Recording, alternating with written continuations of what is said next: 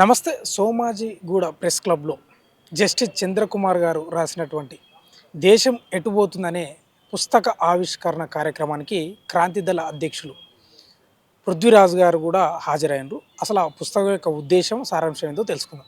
అన్న, మీరు కూడా పాల్గొన్నారు. మీరు పుస్తకాన్ని దాదాపు చదివింటారు. దాని ఉద్దేశం ఏంటి? సార్ రాసిన, జస్టిస్ చంద్రకుమార్ రాసిన ఆ యొక్క పుస్తకం ఉద్దేశం, సారాంశం అంటే ఏం చెప్తారు?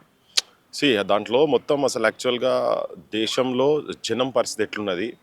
దేశం నిజంగా గూడా అంటే విద్యా వ్యవస్థ ఎట్లున్నది? వైద్యం ఎట్లా ఉన్నది? ఆడోళ్ళ పరిస్థితి ఎట్లా ఉన్నది? క్రిమినల్స్ రాజకీయ వ్యవస్థలల్ల ఎట్లెట్లొచ్చిండ్రు? కనీసం జనాలకి ఇంత తిండి దొరుకుతుందా లేదా? అన్ని సూచికలతోని డేటా ప్రపంచ స్థాయిలో మన దేశం విద్యలో ఏ ఏ స్థానంలో ఉన్నది? హెల్త్‌ల వైద్యంలో ఏ స్థానంలో ఉన్నది? ఇట్లా డిఫరెంట్ రంగాల మీద వచ్చినటువంటి పుస్తకం. అవినీతితోటి కంప్లీట్‌గా కూరుకుపోయినదనే దాని గురించి చెప్పేటందుకు దాంట్లో స్టాటిస్టికల్ డేటా తోటి ఫిగర్స్ మొత్తం నేషనల్ వైడ్‌గా ఎవరెవరు వచ్చినాక ఎట్లెట్లా జరుగుతున్నది ఏంది అనే అంశాల మీద నిరుద్యోగం అంశం కూడా చాలా కీలకంగా దాంట్లో అడ్రస్ చేసిన దాంట్లో నిరుద్యోగం ఎంత దేశంలో నిరుద్యోగ వ్యవస్థ ఎంత ఘోరంగా ఉన్నది, ఇప్పుడు మన దగ్గర ఎట్లా ఉన్నది, పరిశ్రమలు కూడా వచ్చిన తర్వాత పబ్లిక్ సెక్టార్ మొత్తం ప్రైవేట్ సెక్టార్ ఎట్లయితున్నాయి, ప్రైవేట్ సెక్టార్ పోయిన తర్వాత ప్రైవేట్ సెక్టార్ నుంచి మళ్ళీ మూతపడుతున్నాయా ఎట్లా ఏంది అని వృత్తులు మొత్తం పోయిన తర్వాత ఈ చిన్న చిన్న స్మాల్ స్కేల్ యూనివర్సిటీస్ అవి దాదాపు small scale institutes, small scale manufacturing units అవి దాదాపు మోర్ దెన్ 60 lakhs మొత్తం కంప్లీట్ మూతపడిపోయినాయి. అవన్నీ ఒక స్టాటిస్టికల్ డేటా తోటి దేశం ముంగట పెట్టింది తన. సో దేశం ఆ, ఏమవుతుందంటే దేశం దొంగల చేతుల్లో పోతున్నది, దేశంలో ప్రజాస్వామ్యం లేదు, దేశంలో చోరతంత్రం ఉన్నది, క్లిప్టోక్రసీ నడుస్తున్న దేశంలో అనేది నేను చెప్పదలుచుకున్న దాంట్లో. ప్రధానంగా ఈ పుస్తకంలో పాలకులను ప్రశ్నించే విధంగా ఉందా? లేకపోతే ప్రజలను మారాలి, లేకపోతే ప్రజలను ప్రశ్నించే విధంగా ఉందా? మేజర్‌గా. పుస్తకము స్టాటిస్టికల్ డేటా చూపిస్తుంది, అంటే ఏ సిచ్యువేషన్లో ఉన్నాం మనం అది చూపిస్తుంది. అది జనంకి ఇప్పుడు ఓపెన్గా ఏంటంటే నెక్స్ట్ ఏం చేయాలి ఏందనే దానికి దానికి దారిలు చూపించేటట్టుగా ఉన్నది.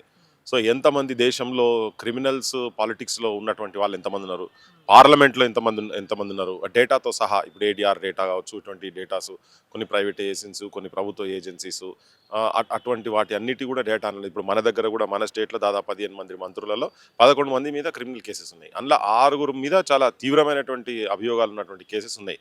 సో ఇటువంటి అన్ని డేటా అంతా జనం ముంగడ పెడితే అసలు మనల్ని ఎవరు పాలిస్తున్నారు అనేది జనంకి అర్థమయ్యేటట్టుగా ఆ పుస్తకం ఉంది. దాంతోని అంటే ప్రధానంగా జనాలు కూడా మారాలనేది అనుకుంటున్నారా? అంటే పుస్తకంలో ఉందా? లేకపోతే మీరు ఏమన్నా చెప్పదలుచుకున్నారా? జనం కూడా మార్పు చెందాలనేది? జనం మారకుంటే అవి ఇంకా అట్లనే స్టాటిస్టిక్స్ అట్లనే పోతాయి, ఇంకా ఘోరంగా ఉంటుంది. ఈ దేశం గురించి, దేశ విముక్తి గురించి సుభాష్ చంద్రబోస్ కావచ్చు, భగత్ సింగ్ కావచ్చు, సుఖ్దేవ్ కావచ్చు, రాజ్గురు కావచ్చు, ఇటువంటి వాళ్ళందరి త్యాగాలు, ఈవెన్ గాంధీ కావచ్చు, చాలామంది అంటే దేశం గురించి సర్వం ఒడ్డి ప్రాణత్యాగాలు చేసి జైళ్ళలో మగ్గి ఈ దేశ స్వాతంత్రం గురించి, దేశ భవిష్యత్తు గురించి, వాళ్ళ భవిష్యత్తును పనంగా పెట్టి రాంప్రసాద్ బిస్మిల్ అసంటోళ్ళు కావచ్చు, అంబీ జీ సక్తే తే ఔరోं की तरह हमको भी పాలా హే మా బాప్ సుఖ్ దుఃఖ్ సహకర్ అని చెప్పని రాంప్రసాద్ బిస్మిల్ రాసిండు. అంటే మమ్మల్ని కూడా మా తల్లిదండ్రులు మంచిగానే కష్టాలు నష్టాలు అన్నీ చేసిరు, మమ్మల్ని కూడా మా ఇంట్లో బాగానే ప్రేమిస్తారు, అందరి లెక్కనే మమ్మల్ని సాదిరు, కానీ మేము ఈ దేశం గురించి మేము సమిధలు అయిపోతున్నాం అని చెప్పని చెప్తారు ఆయన ఉరిదీసేటప్పుడు. సో అయితే అట్లా అంటే రాసింది ఆయన రాసింది అది.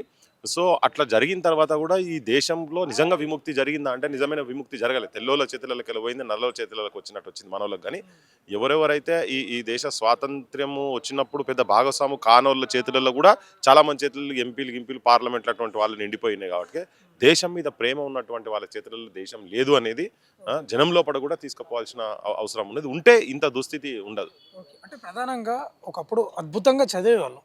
పుస్తకాలు చదివితేనే మేధావితనం వచ్చింది, జ్ఞానం వచ్చింది. ఇప్పుడేమో ఫోన్‌లయినాయి.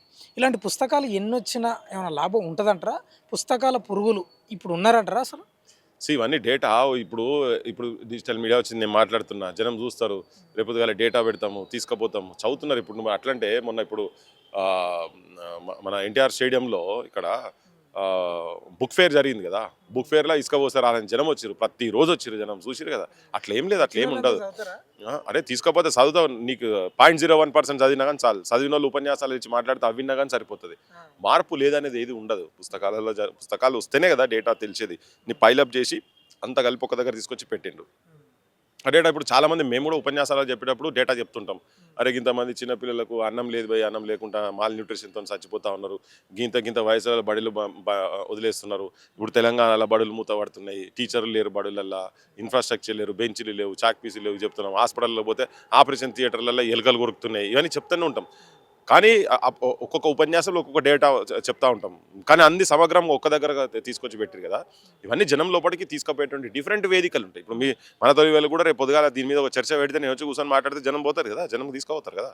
తీసుకుపోయినప్పుడు చెప్తాం ఏ రంగాలలో ఎట్లెట్లున్నది, ఏం సంగతి అనేది దాని మీద చర్చ జరుగుతుంది. ఒక 15, 20 నిమిషాలు దాని మీద టైం స్పెండ్ చేస్తే వాళ్ళకు ఆలోచన వస్తది. ఇది ఎవరి గురించి చేసేది? జనం గురించే కదా! జనం భవిష్యత్తు గురించే కదా!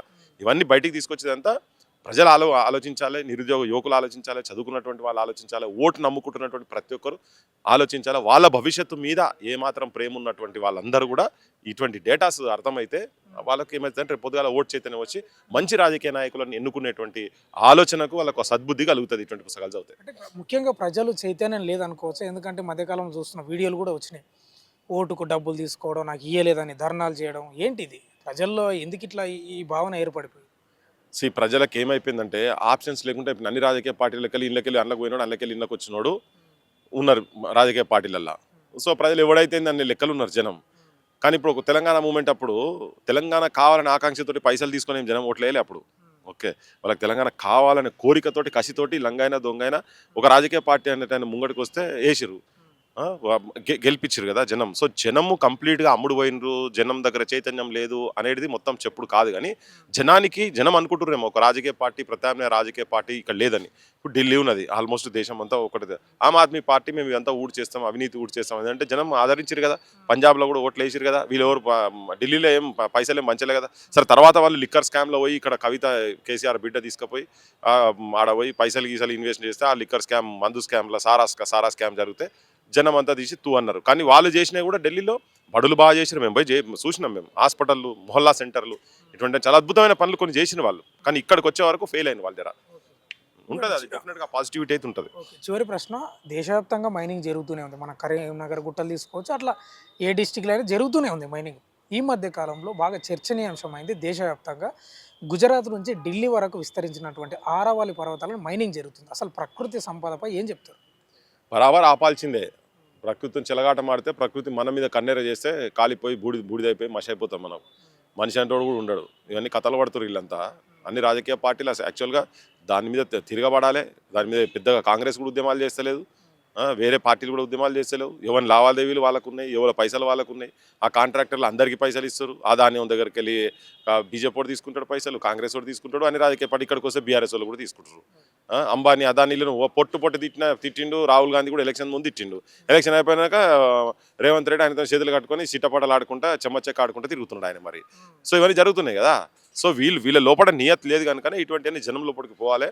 ఇప్పుడు ఈవెన్ కర్రగుట్ట దగ్గర నేను ఇంతకుముందు కూడా చెప్పినా, మన దాంట్లోనే చెప్పినా, ఇప్పుడు కేంద్ర ప్రభుత్వము ఆడ మొత్తం అన్నలను మొత్తం మార్చి 31 తారీఖు వరకు మేము ఎవరిని లేకుండా చేస్తామని అన్నారు కదా. నెక్స్ట్ ఒక 50 ఏళ్ళ వరకు 20 ఏళ్ళ వరకు ఇక్కడ మేము ఏవి కూడా మైనింగ్ జరపము. 28 రకాల డిఫరెంట్ మైన్స్ ఉన్నాయి అక్కడ. మేమేమి చెయ్యమని చెప్పడానికి దేశానికి ఒక ప్రకటన చేయమని చేస్తే తెలుస్తుంది. అప్పుడు రూపాయికి ఎకరం ఇస్తారు. అబ్బా నాకు అర్థం కదా. అదానికి ఇదంతా పెద్ద మైనింగ్ మాఫియా అయిపోయింది. దేశం మొత్తం mining mafia, education mafia, health mafia, real estate mafia, ఈ మాఫియా వాళ్ళందరూ లిక్కర్ మాఫియా, ఈ మాఫియా చేతులల్లో దేశ రాజకీయ వ్యవస్థ మొత్తం బందీ అయిపోయి ఉన్నది అనే దానికి ఇది ఒక పెద్ద నిదర్శనం. నేను చెప్పుడు కాదు, జనానికి కూడా అర్థమవుతుంది కదా. ఇప్పుడు అరవలిలో ఎందుకు జనం బయట తిరగబడి ఎందుకు వచ్చి మాట్లాడుతున్నారు? రూపాయికి ఏమో వస్తుందా? రూపాయికి బిచ్చం రోడ్డు మీద బిచ్చం వేస్తే కూడా తీసుకోడు. అరే పోరా నేనే ఇస్తా పో అని చెప్పని ఉల్టా ఇస్తారు. ఓకే, ఇలా బార్కోడ్లో వచ్చిన జమానాలో నీ దగ్గర చిల్లర లేకపోతే సార్ చెప్పు అని చెప్పని నెంబర్లు పెడితే 10 రూపాయలు 20 రూపాయలు ఉడతనే తీసుకుంటారు. వాళ్ళు కూడా తీసుకుంది ఒక ఎకరం దేశ సంపద ఎకరం రూపాయికి కట్టబెట్టుడు అంటే దేశం జనం అంతా పిచ్చలు ఉన్నట్టు కదా.